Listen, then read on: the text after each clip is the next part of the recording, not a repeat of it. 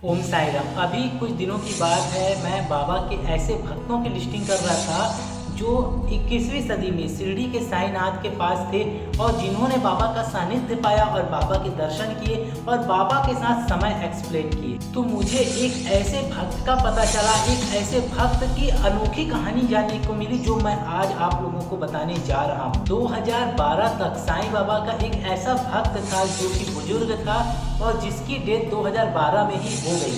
उनका नाम था दयाराम खुसरो। दयाराम खुसरो 25वीं शताब्दी का एक ऐसा भक्त था जिन्होंने साक्षात शिरडी के साईनाथ महाराज के दर्शन किए थे जब साईं बाबा शिरडी में शरीर रूप में थे। लेकिन आप लोग को बताना चाहूँगा, बाबा तो वैसे भी अजर और अमर है। उस भक्त की ये जो कहानी है मुझे तो बहुत अच्छी लगी, तो मैंने सोचा क्यों ना अपने भक्तों के साथ बाबा के इस कहानी का अनुभव शेयर किया जाए। मैं आप लोगों को बताना चाहूँगा, जो दयाराम खुसरो थे इनका जो जन्म हुआ था 1901 में हुआ था और 2012 यानी कि 25वीं सदी में इनकी मृत्यु हो गई। शायद 2011 में इनके परिवार ने इनका 110वां जन्मदिन भी मनाया था और शायद इनकी 5 पीढ़ी भी है।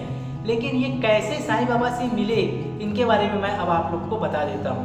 1918 में जब साईं बाबा ने समाधि ले ली, उसके बाद ऐसे बुजुर्ग का मिलना जो साईं बाबा से मिले हुए थे, ये जो स्टोरी है आपके रोंगटे खड़े कर देंगे, क्योंकि जो हम बताने जा रहे हैं ये बहुत ही अद्भुत स्टोरी है। ऐसा बताया जाता है कि जो ये दयाराम खुसरो जी हैं, इनका जन्म 1901 के आसपास हुआ था। आप लोग जानते होंगे कि उस समय किसी की भी शादी बहुत जल्दी करा दी जाती थी, तो इनकी शादी भी, दयाराम खुसरो जी की शादी भी एक लेडी के साथ हो गई जिनका नाम था शायद अमृता बाई जी, ऐसा करके नाम था, और उस समय इनकी शादी जल्दी हो गई थी। और जो ये दयाराम जो खुसरो जी थे, ये शिरडी के पास ही किसी गांव में रहते थे और जो दयाराम खुसरो जी थे वो हमेशा किसी न किसी काम से शिरडी को आया जाया करते थे और उनका जो काम था वो शिरडी के आसपास ही रहता था। अब जो उनकी पत्नी अमृता थी वो शिरडी जाया करती थी 4 से 5 किलोमीटर पैदल उनके लिए भोजन लेकर। और ये जो कहानी है ये लगभग 1914 या 13 के आसपास हुई होगी, क्योंकि 1901 या 1900 में उनका जन्म हुआ था। एक्चुअल उम्र तो मेरे को उनका नहीं पता, लेकिन जब वो अपने पति के लिए खाना लेकर जा रही होंगी तो उनकी एक्चुअल उम्र 12 से 13 साल की ही उनकी पत्नी की रही होगी। तब उनकी पत्नी ने बताया है एक इंटरव्यू में कि जब वो शिरडी जाती थी तब वो बाबा को द्वारका माई में देखती थी, आसपास भिक्षा मांगते हुए देखती थी। ये तो आप सभी जानते होंगे कि जो शिरडी के साईं बाबा थे वो शिरडी में भिक्षा मांगा करते थे और जो कोई उनके भिक्षा में, दान, झोली में कोई भी चीज़ डालता था, बाबा उसके बदले उन्हें उदी का प्रसाद दिया करते थे।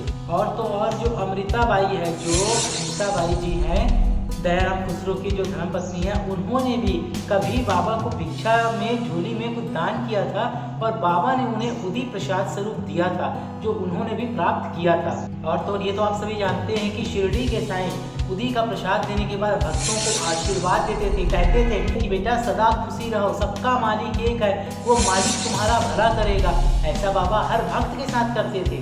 तो हमें ये बात जानने को मिली। सोचिए 11 से 12 साल की उम्र में उस महिला ने बाबा का सानिध्य प्राप्त किया और एक बार उन्होंने अपने पति, जी हाँ, अपने पति दयाराम खुसरो को भी बाबा के पास लाके मिलाया और बाबा की विभूति प्राप्त की।